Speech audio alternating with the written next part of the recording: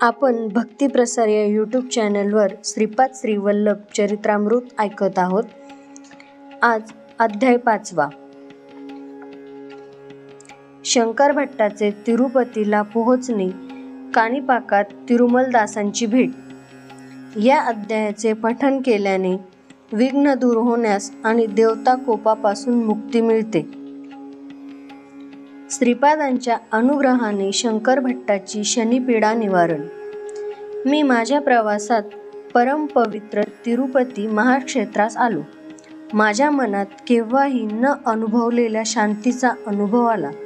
तिरुपती महाक्षेत्रातील पुष्करणीचे स्नान करून श्री व्यंकटेश्वराचे दर्शन घेतले. मंदिराच्या अंगणातच ध्यानस्थ झालो. ध्यानात श्री व्यंकटेश्वरांना स्त्रीमूर्ती रूपात पाहिले. बाल त्रिपुर सुंदरी या रूपात पाहिलेली मूर्ती थोड्या क्षणातच परमेश्वराच्या रूपात बदलली आणि थोड्या वेळाने महाविष्णूंच्या रूपात बदलली. ध्यानात असतानाच काही वेळाने ती मूर्ती 14 वर्षांचे वय असलेल्या अतिसुंदर काया धारण केलेल्या बालयतीच्या रूपात प्रकट झाली. त्या बालयतीची दृष्टी अमृतमय असल्याचे जाणवले. नेत्रद्वयातून हजारो मातांच्या वात्सल्यानुरागाची जणू वर्षाच होत होती. एवढ्यातच त्या बालयतीजवळ काळ्या रंगाचा एक कुरूप माणूस पोहोचला. तो त्या बालयतीस म्हणाला, श्रीपाद श्री वल्लभ प्रभू, आपण साऱ्या जगाचे नियंत्रण करणारे आहात. तुमचा भक्त असलेल्या शंकर भट्टाला आजपासून 7:30चा प्रारंभ होत आहे. या विश्वात अनेक प्रकारचे कष्ट आहेत, ते मी त्याच्या अनुभवास आणीन. प्रभूंच्या आज्ञेसाठी येथे उभा आहे. करुणासागर प्रभू म्हणाले, अरे शनीश्वरा, तू कर्मकारक आहेस. जीवांना कर्मफलितांचे अनुभव करवून त्यांना कर्मविमुक्त करतोस. तू तुझ्या धर्माला अनुसरून कर्तव्य कर. आश्रित जनांचे रक्षण करणे ही माझी प्रतिज्ञा आहे. म्हणून शंकर भट्टाला मी तुझ्यापासून झालेल्या कष्टकाळात सहाय्य करून तुझी कशी सुटका करून देतो ते तू बघ. श्रीपाद महाराज आणि शनेश्वराचे असे संभाषण झाल्यावर दोघेही माझ्या ध्यानातून निघून गेले. परंतु नंतर भगवन्मूर्तीचे ध्यान करणे कठीण झाले. माझ्या कष्टकाळाची सुरुवात झाली. श्रीपादांकडून माझी कष्टातून सुटका होईल याचा दृढ विश्वास होता. मी तिरुमलाहून तिरुपतीला आलो. तिरुपतीच्या रस्त्यावर मनाला वाटेल तसे चाललो होतो. मन चंचल होते. एक न्हावी मला बळजबरीने थांबवून म्हणाला, तू 20 वर्षांपूर्वी घरातून पळून गेलेला सुबैया आहेस ना? तुझे आई बाप काळजी करीत आहेत. तुझी भार्या रजस्वाला झालेली आहे. ती वयात आली आहे. तू तिच्या बरोबर संसार कर. मुलाबाळांसहित सुखी राहा. तेव्हाच मी म्हणालो, अहो, मी शंकर भट्ट नावाचा कन्नड देशात राहणारा ब्राह्मण वाटसरू आहे आणि पुण्यक्षेत्र संचार करीत येत आहे. मी दत्त भक्त आहे. श्री दत्त प्रभू श्रीपाद श्री वल्लभ या नामरूपाने अवतरले आहेत असे ऐकून करुगड्डीला प्रयाण आरंभिले आहे. परम पवित्र गायत्रीची शपथ घेऊन सांगतो, मी ब्रह्मचारी आहे. मी तुम्ही म्हणता तो सुबैया न्हावी नाही. परंतु माझा आवाज ऐकणारे कोणी नव्हते. तेथे पुष्कळ लोक जमा झाले होते. प्रत्येक जण कोणत्या न कोणत्या रीतीने माझी निंदाच करीत होता. मला सुबैया नावाच्या माणसाच्या घरी नेण्यात आले. सुबैयाचे आई वडील मलाच त्यांचा मुलगा समजून अनेक प्रकारे माझी समजूत घालीत म्हणाले, यापुढे आम्हाला सोडून जाऊ नकोस. रजस्वाला स्त्रीला सोडून जाणे हा महा अपराध आहे. त्यातील एक माणूस म्हणाला, सुबैया दाढी आणि मिशांनी झाकला गेला आहे. याचे क्षौर कर्म केल्यास पूर्वीची कळा येईल. मी सुबैया नाही असे अनेकदा सांगितले, परंतु माझे ऐकणारे कोणीच नव्हते. बळजबरीने माझे क्षौर कर्म करण्यात आले. गुळगुळीत गुंडू केला. दाढी मिशा पण काढून टाकल्या. माझ्या गळ्यातील पवित्र यज्ञोपवीत सुद्धा काढून टाकले. माझ्यासाठी त्यांच्या माहितीतल्या एका भूतवैद्याला बोलाविण्यात आले. त्याने चित्रविचित्र अशी वेशभूषा केली होती. त्याच्या भयंकर दृष्टीनेच माझ्या हृदयात कापरे भरले. मला बांधून चाकूने माझ्या डोक्यावर वार केला गेला. त्यावर लिंबाचा रस आणि विविध प्रकारचे रस ओतले गेले. मला तो त्रास सहन होत नव्हता. हा सगळा छळ झाल्यावर सुबैयाला ब्राह्मण भूताने पछाडले आहे, म्हणूनच हा जानवे घालून मंत्र बरळतो असा निर्णय घेण्यात आला. तिरुपतीत असलेले ब्राह्मण सुद्धा स्तब्धच झाले होते. या नगरात आलेला वाटसरू सुबैयाच आहे, त्याला एका ब्रह्मराक्षसाने बाधले आहे असेच ते समजले. मला त्या गावातील मोठ्या श्रेष्ठ ब्राह्मणांकडे नेले गेले. मी कन्नड देशीय स्मार्त ब्राह्मण आहे, भारद्वाज गोत्राचा आहे. नमक चमक मला येते, संध्यावंदन पण करतो. या माझ्या सांगण्यावर त्यांचा विश्वासच नव्हता. सुबैयास एक कन्नड ब्राह्मण भूताने झपाटले आहे, त्यासाठी योग्य चिकित्सा करून परत पूर्वीसारखे करावे असे त्या श्रेष्ठ ब्राह्मणांनी सांगितले. घावाने झालेल्या त्रासाने मी चक्रावून गेलो. माझे रुदन केवळ अरुण्य रुदनासारखेच झाले. शुद्धीवर आलो तेव्हा माझ्या समोर माझ्यासारखा काळे तेज असलेला एक विकृत आकाराचा माणूस बसलेला आहे असे वाटले. तो माझ्याशी काही न बोलता माझ्यामध्ये सामावून गेला, माझ्याशी तदाकार झाला. 7.5च्या प्रभावाने 7.5 वर्षे माझा कष्टकाळ आहे याची कल्पना मला आली. श्रीपाद श्री वल्लभच या कष्टाच्या काळात माझे रक्षण करतील असा मला दृढ विश्वास होता. तेवढ्या तापात सुद्धा मी मनात श्रीपाद श्री वल्लभांचे नामस्मरण करीत होतो. श्रीचरणांचे नामस्मरण केल्याबरोबर मला त्रास कमी होण्यास सुरुवात झाली. भूतवैद्य मात्र कोंबड्या बकऱ्यांचे बळी देत चित्रविचित्र पूजा करीत होता. मला मात्र पथ्याचा आहार दिला होता. सुबैयाला ब्राह्मण भूताने बाधले आहे, त्यामुळे त्याला शाकाहारच दिला पाहिजे असे मांत्रिकाने सांगितले. श्रीपादांच्या अनुग्रहानेच मला शाकाहार दिला गेला. याचे मनाला बरे वाटले. 3 दिवस मी तीव्र नरक यातना भोगल्या. त्या संकटात सुद्धा मी श्रीचरणांचे स्मरण न चुकविल्यामुळे 4थ्या दिवसापासून संकटे येणे बंद झाले. ते लोक माझ्या शरीरावर चित्रविचित्र असे प्रयोग करीत होते. मांत्रिक मधून मधून चापकाने मारत होते. श्री वल्लभा शरणम शरणम अशी दिनतेने हाक मारीत मी रडत होतो. श्री दत्ताची अनन्य भक्तीने सेवा करणाऱ्याला ही अशी नरक बाधा कशी असते याचे मला आश्चर्य वाटत होते. तेवढ्यातच विचित्र घडले. माझ्या शरीरावर चाबकाचा मार बसला, परंतु मला किंचित सुद्धा त्रास झाला नाही. तेव्हा मांत्रिकच रडू लागला. तो मला मारत होता, पण त्याच्या माराचा त्रास त्यालाच होत होता. हे कसे घडते हे त्याला समजत नव्हते. तो माझ्याकडे वेडसर नजरेने पाहत होता. मी मात्र ही श्रींचीच लीला आहे असे समजून हसलो. मी पथ्याचे जेवण जेवत होतो, परंतु ते सुद्धा मला मधुर वाटत होते. मी पोटभर जेवण्यास सुरुवात केली. जेवण श्रीपादांच्या अनुग्रहाचा प्रसाद समजून जेवत होतो. तो मांत्रिक मात्र त्याच्या आवडीचे कोंबड्या बकऱ्या खात असला तरी त्याला ते विषासारखेच भासत होते. त्याची तब्येत पण क्षीण होत होती. तो मला त्रास देण्याचे सोडून केवळ मंत्रपूजा वगैरे करून वेळ घालवित होता. माझा इलाज सुरू झाल्यापासून 5व्या दिवशी त्याचे घर जळून गेले. त्या घरात अग्नी नव्हताच, तरी सुद्धा सगळ्यांच्या देखतच अग्नी प्रकट झाला आणि क्षणातच सगळे राख झाले. 6व्या दिवशी तो खिन्नतेने सुबैयाच्या घरी येऊन म्हणाला. सुबैयाला लागलेले ब्राह्मणभूत मांत्रिक होते. त्याने माझ्या घराला मांत्रिक प्रयोगाने दग्ध केले. वैताग वगैरे अनेक शूद्र शक्तींना प्रसन्न करण्यास अनेक प्रकारच्या पूजा कराव्या लागतील. त्यासाठी अधिक धनराशी लागेल असे त्याने सूचित केले. मंत्रतंत्रांचा काहीच उपयोग नव्हता. मांत्रिक धनाच्या आशेने असे वागत होता हे मला माहीत होते. विधीचे विधान मानून मान खाली घालून सुबैयाच्या पत्नीला माझीच पत्नी म्हणून स्वीकार करण्याची वेळ आल्यास त्याच्यापेक्षा अधिक लाजिरवाणी परिस्थिती काय असणार, त्यापेक्षा मोठा विश्वासघात कोणता असू शकतो याची मला खंत वाटली. विधी माझ्या जीवनाशी एवढ्या क्रूरतेने का खेळत आहे समजत नव्हते, उलगडत नव्हते. माझे काळीज कापत असल्याचा अनुभव येत होता. मी सुबैयाच्या आई बापांना म्हणालो, माझे मायबाप, तुमच्या सर्व स्थावर संपत्तीची विक्री करून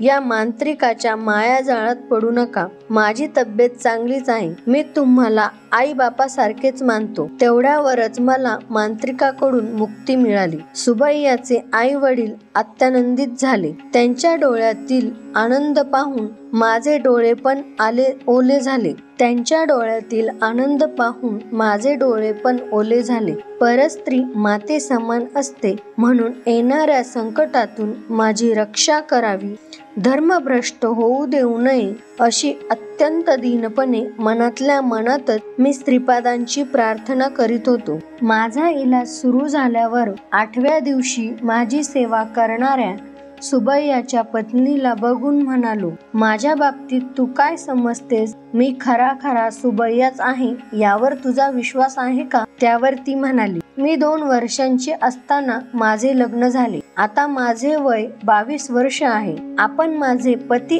आहात का नाही ते त्या परमेश्वरालाच माहीत, दुसऱ्या कोणालाही माहीत नाही. नूतन यौवनात पदार्पण केलेल्या पत्नीस पाहून पुरुष स्थिर राहू शकत नाही. आपण इतका त्रास सहन करीत असताना सुद्धा मला पत्नी या नात्याने स्वीकारले नाही, स्पर्श केला नाही. हे सगळे उत्तम संस्कार असणाऱ्याला शक्य आहे. तुमच्याविषयी मला कसलीच भावना नाही. मी कुळाचाराला अनुसरून धर्मानेच जीवन कंठावायचे ठरवले आहे. आपण माझे पती असल्यास या चरणदासीला सोडून जाऊ नये. माझा नवरा पळून जाऊन 20 वर्ष झाली. माझा विवाह बालपणातच झाला, तो मला नकळत. या कारणास्तव तुम्ही मला आपली पत्नी म्हणून स्वीकार करू शकता. मी तुमच्या मार्गदर्शनाखालीच राहीन. तुम्ही नेहमी स्मरण करता त्या श्रीपाद श्री वल्लभांचे स्मरण करीन. त्या सद्गुरूंच्या चरणी या जटिल समस्येचे धर्मसम्मतीपूर्वक निवारण करावे अशी मी प्रार्थना करीन. तिचे वक्तव्य मला युक्तिसंगत असल्यासारखे वाटले. मी म्हणालो, श्रीपाद श्री वल्लभ साक्षात दत्तप्रभूच आहे. या कलियुगात त्यांनी अवतार घेतला आहे. प्रस्तुत ते कुरवपुरातच आहेत. आपल्या भक्तिभावास अनुसरून त्यांचे वर्तन असते. श्रीपाद श्री वल्लभांना सद्गुरू या रूपाने स्मरण केल्यास सद्गुरू सारखेच अनुभव येतात. परमात्मा या रूपाने स्मरण केल्यास तेच परमात्मा आहेत असे सिद्ध करतात. तू सुद्धा श्रीपाद श्री वल्लभांचे नामस्मरण कर. अचूक कर्तव्याचा बोध होईल. सगळ्यांना आनंदमय परिणाम लाभतील. त्या दिवशी वाड्यात भविष्य सांगणारा एक माला जंगमाला. जंगमाच्या वेशात असलेल्या त्या माणसाकडे ताडपत्री ग्रंथ होते. आमच्या वाड्यातील सर्व जणांना थोड्याच कालावधीत तो फार आदरणीय झाला. त्याला भेटलेल्या सर्व भाविकांना तो भूत भविष्याची माहिती अत्यंत अद्भुत प्रकारे सांगत आहे. त्याच्या जवळचे ताडपत्र ग्रंथ हे नाडी ग्रंथ असून त्याला रमलशास्त्र असे नाव होते. त्यातील विषय अचूक असून त्यात सांगितलेल्या घटना बरोबर घडतात असे तो सांगत असे. सुबैयाच्या जनकांच्या समजुतीसाठी तो आमच्या घरी सुद्धा आला. माझ्या हातात थोड्या कवड्या देऊन त्या खाली टाकण्यास सांगितले.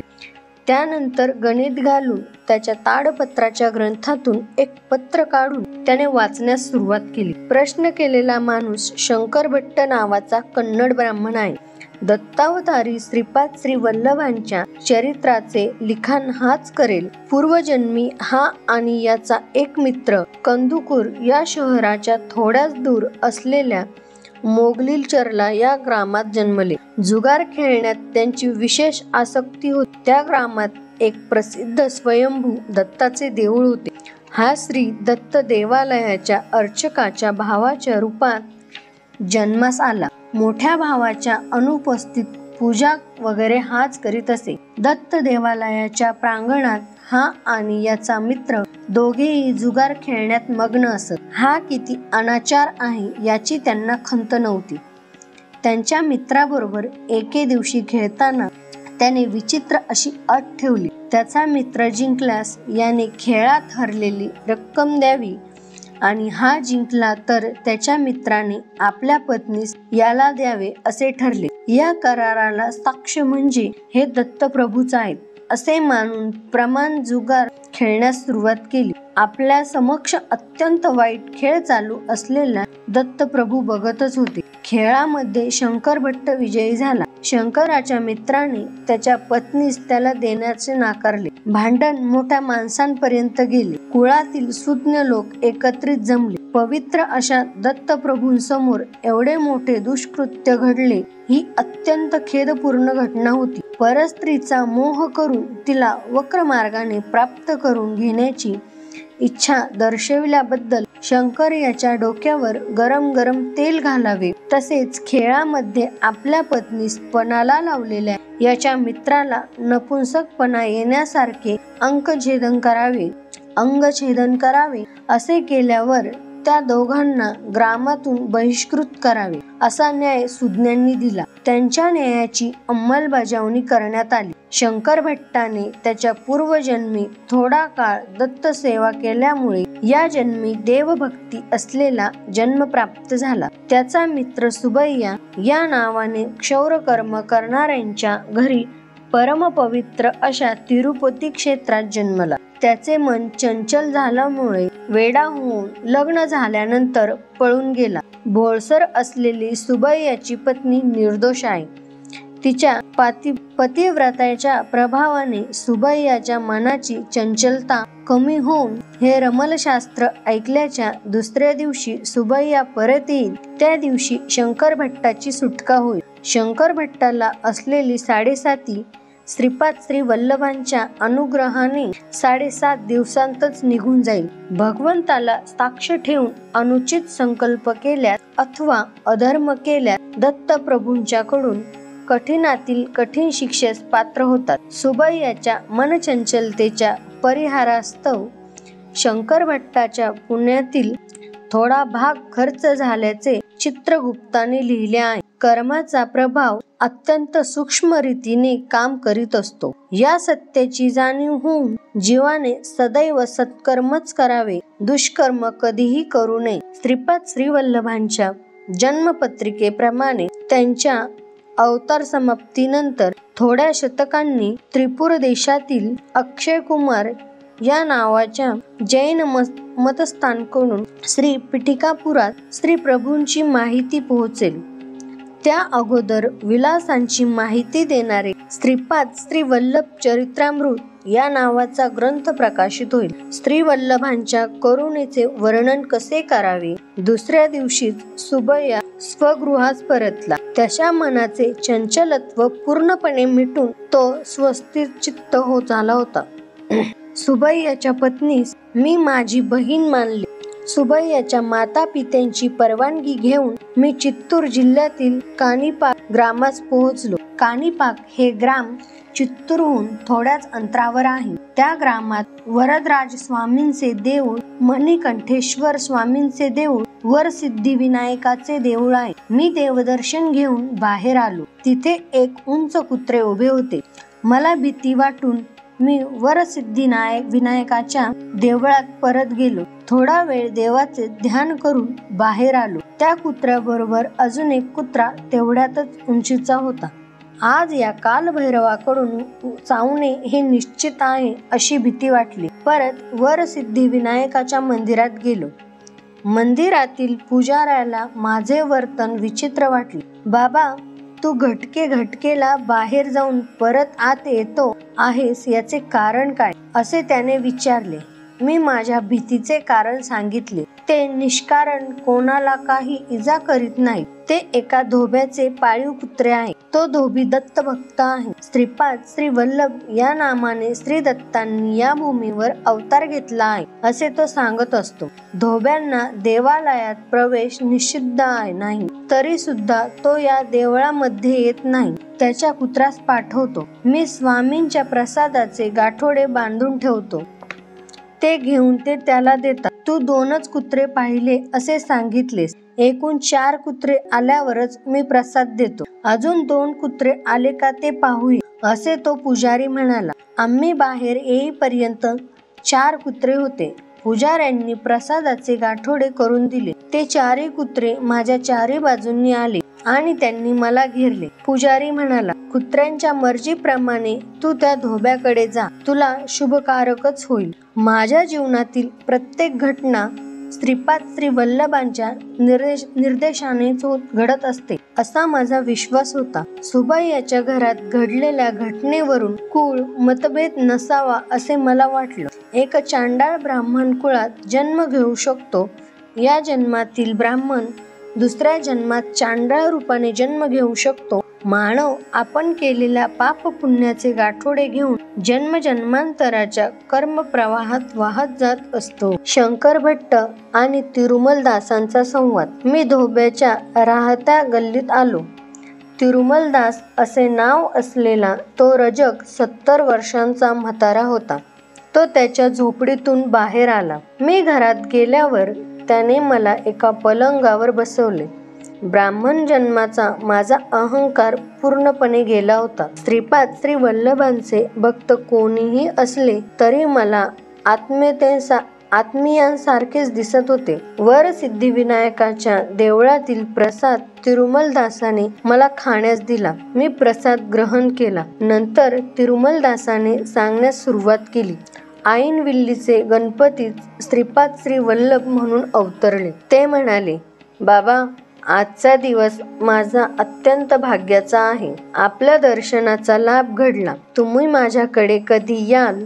माल्याद्रीपुराचे आणि श्रीपिटिकापूर येथील विशेष वार्ता कधी सांगाल याची उत्सुकतेने वाट पाहत होतो.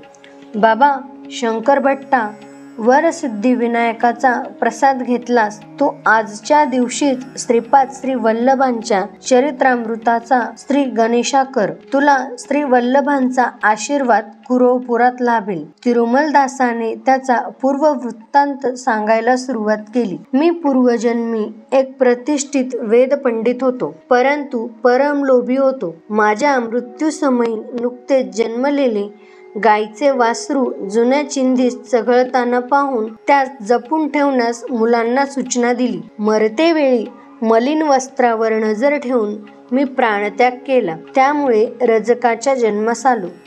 मरतेवेळी ज्या संकल्पाने प्राणत्याग होतो त्याला अनुसरून त्याला दुसरा जन्म मिळतो.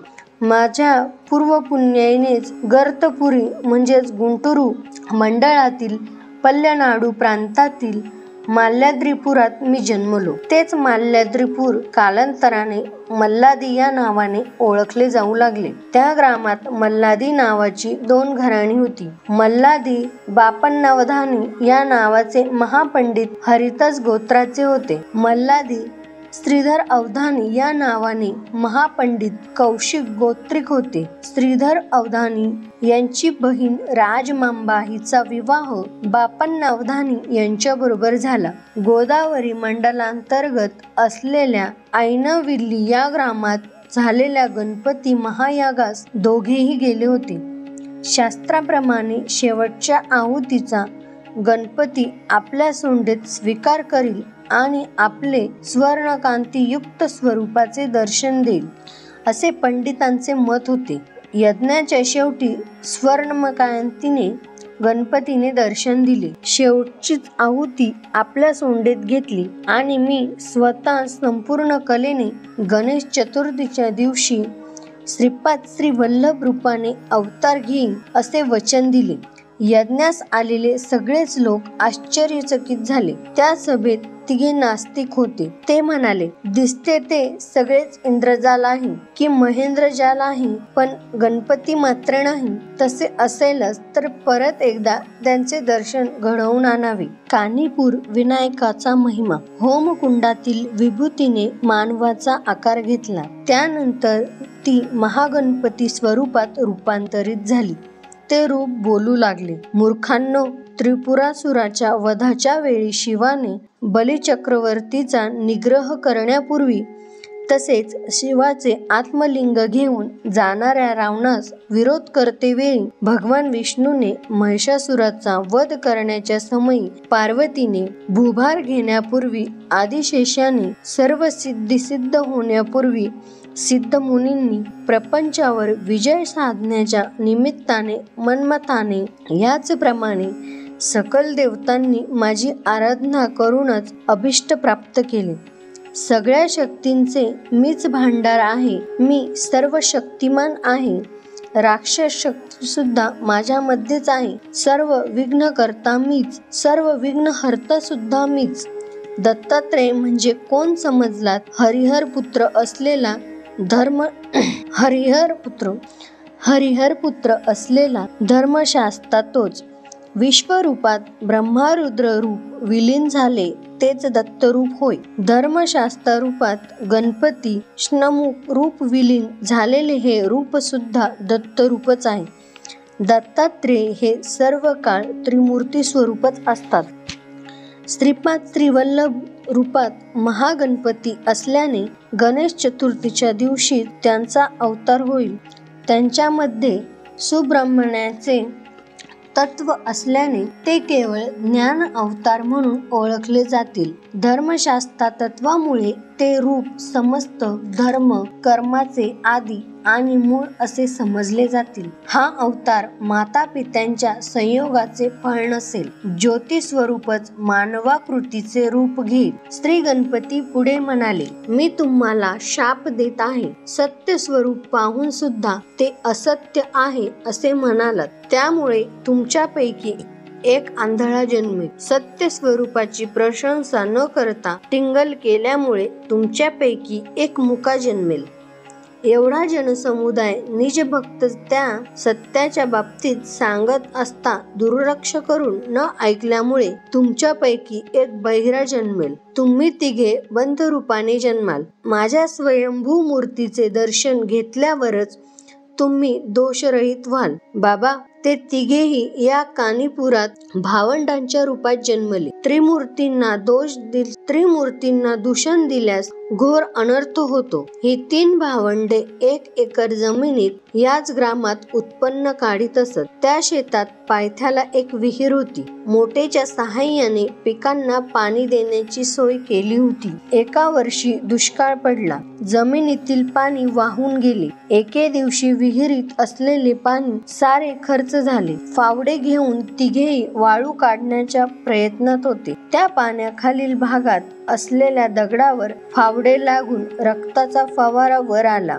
रक्त हाताला लागल्याने मुक्याला वाचा फुटली. पाणी सुद्धा विहिरीत यथाविधी भरू लागले. पाण्याच्या स्पर्शाने बहिऱ्याचा दोष गेला. तिसऱ्या आंधळ्याने त्या पाण्यातील दगडाला स्पर्श केल्यामुळे त्याचे अंधत्व नाहीसे झाले. त्या स्वयंभू विनायकाच्या दगडी मूर्तीच्या डोक्यावर फावडे लागून रक्तस्राव आरंभ झाला. ती स्वयंभू मूर्ती बाहेर काढण्यात आली. त्या वरसिद्धी विनायकाची प्रतिष्ठापना करण्यास सत्य ऋषीश्वर असे नामांतर झालेले बापण्णावधानी आणि त्यांचा मेहुणा श्रीधरावधानी या ग्रामास आले होते. वरसिद्धी विनायक त्यांना म्हणाले, महाभूमीमधून या लोकात आलो.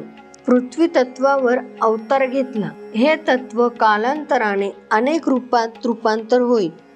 जलतत्वात, अग्नितत्वात, वायुतत्वात, आकाश तत्वात माझे अवतरण झालेलेच आहे. आईनविल्लीमध्ये तुम्ही केलेल्या महायज्ञातील भस्मानेच हे रूप धारण केले.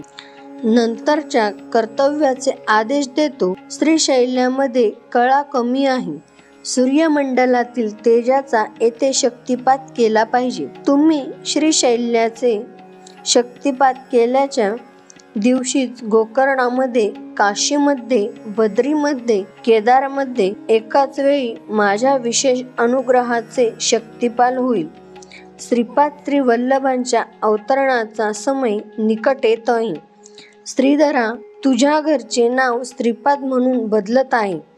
कौशिक गोत्रिक तुमचे वंशज आजपासून श्रीपाद या आडनावाने ओळखले जातील. बाबा शंकरा, मल्ल्याद्रीपुरातून सत्य ऋषीश्वर आणि श्रीधर पंडित पिठिकापुरात निवास घेण्यास आले. मी श्रीपाद श्रीवल्लभांच्या अनेक बाललीला पाहिल्या. उद्या मी तुला त्या सविस्तर सांगेन. माझ्या पहिल्या बायकोपासून मला एक मुलगा झाला. त्याचे नाव रविदास आहे. तो पुरवपुरात राहत आहे. श्रीपादांची यथामतीने सेवा करीत असतो. मी श्रीपाद प्रभूंच्या आज्ञेनुसार कानीपुरातच दुसरी पत्नी आणि मुलाबरोबर कुलवृत्तीला अनुसरूनच राहत असे.